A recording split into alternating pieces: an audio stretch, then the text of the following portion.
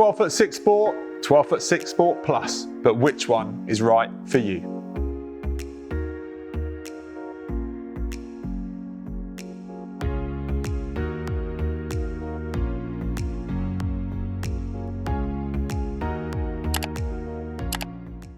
Red Paddle Co. 12'6" Sport Plus, but not a plus. That's what we're kind of dealing with in 2025 with the Future Series from Red Paddle Co. with the 12'6" Sport. 12'6" Sport, well, it had a bit of a change last year in 2024. We had the 12'6" Sport Plus introduced, which was really popular. A couple of main things that really led to its popularity, and that was the reduction in thickness of a board of that size. To go from 6 inches thick down to 4.7, it gives on the water this kind of much more connected feel. It feels far less corky, the board, and more stable ultimately as well. Now, Red's decision to do that, they've done that with a couple of other boards in their lineup and stuff like the 12-foot Voyager. And you've seen really positive feedback from that. With the 12'6" Sport Plus from 2024, we still have it in 2025 with an updated colorway and also D-rings.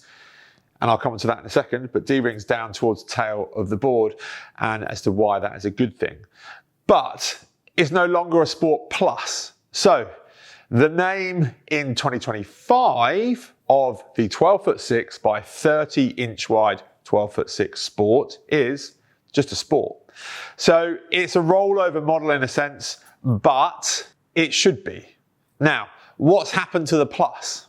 Well, the Plus has now been attributed to a new 12'6" Sport, which is this. This is 12'6" by 28 inches wide. It is a completely different overall outline shape, and again, we'll come on to that in a little bit as we go through, as we do in all of our videos, from the nose down to the tail.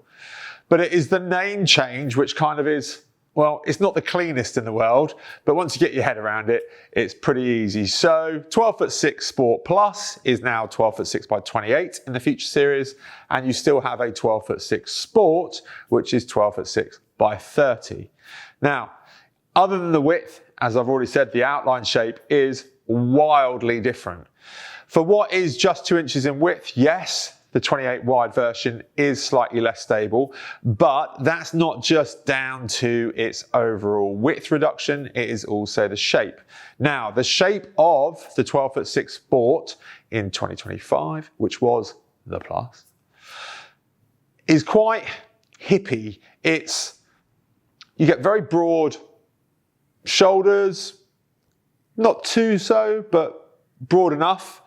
But as the board basically passes back past the center point, there is this noticeable hip waist to the board that you don't see on the other 12'6" model. It's then very drawn in and very slims out quite quickly towards the tail, but you end up with a nice squared off tail with relative width. But that hip placement, if you like, on that board at 30 inches wide really, really makes that board very stable, very familiar to ride and to paddle. Now, the 28 inch wide model does not have that same width at the hips, if you like.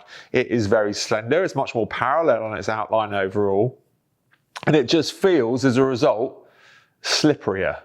In a sense, the board just wants to move far more readily, at the expense, though, of stability. So, in terms of volume overall in the two boards, that again is a difference, because if we're reducing the overall surface area of the board and size of it, you are reducing the volume. So you sit at around 278 litres on the 12'6" by 30, and you sit at around 252 litres on the 12'6" by 28.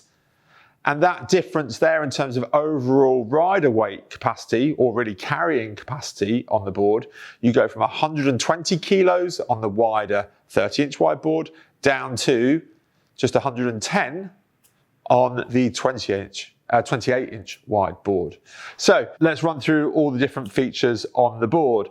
Nose carry handle on the front end. We've then got the M6 puck, which takes like a GoPro action sports camera fitting. That is also on the wider version board as well. Falling back down to a really clean, very familiar aesthetic, as we've got all on the Red Paddle Co range, their standout branding on the front here. 3 flat bungees, again with the little D-ring on the inside here for smaller items like shoes, drinks bottle, that type of stuff. Yeah, proven, works really, really well. Seen it a lot on Red Paddle Co boards over the last few years. It does feel like the deck pad's got slightly thinner in here though. So I think over long distances, I actually prefer a thinner, firmer deck pad. I think to have them too deep I find it a little bit uncomfortable after a while. But yeah, no issues with this underfoot here and traction overall. Carry handle, nice soft carry handle in the center. It's actually slightly smaller than that of the Voyager series, but it's a nice close fitted to the deck. But the main difference on the boards rolling over and now featuring in this, the new 12'6" Sport Plus, it's a welcome addition, is these 2 D-rings on the back end. Now, it seems really simple as an addition and almost you kind of be forgiven for overlooking it. But having paddled the sport boards for some distance and things like that, they work really, really well as very fast touring boards.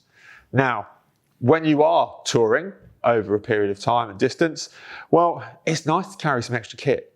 And to be able to have the board with D-rings on the back end here that allows us to kind of even out any load that we're carrying across the board, or simply put the load on the back end as opposed to the front end of the board, so then we can just play with our own trim on the board and how we have the board sit in the water, moving fore and aft. Yeah, it's a nice feature. Really simple on Red's part, but it goes to show that they are listening to feedback not only from ourselves as retailers, but also end users out there as well.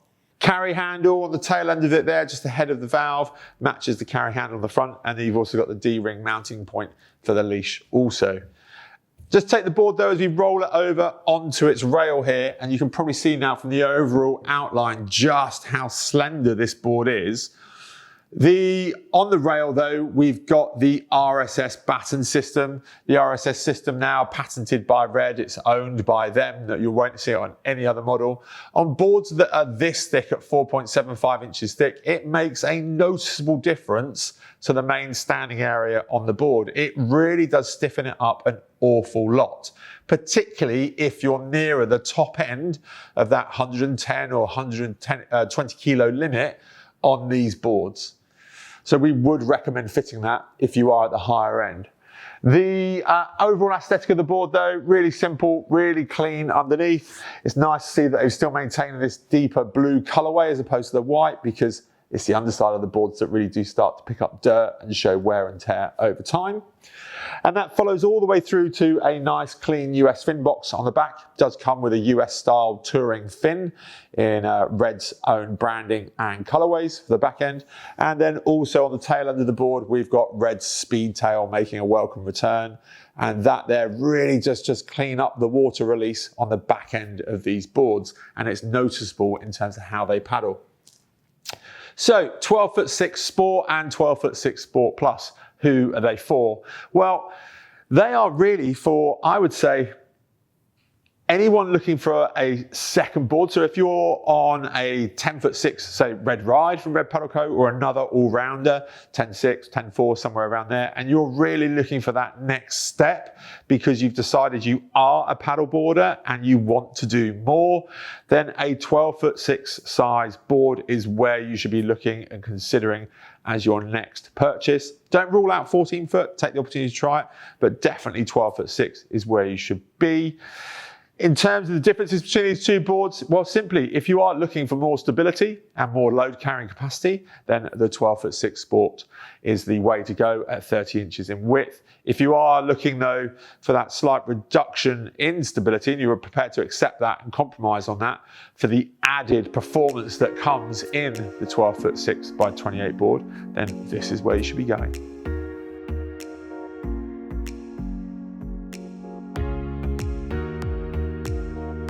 Thanks for watching our video. If you've got any questions about what you've seen, why not give us a call in the shop, or head over to thesupco.com.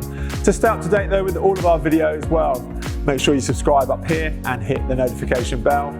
But to see our next video, well, take a look up here.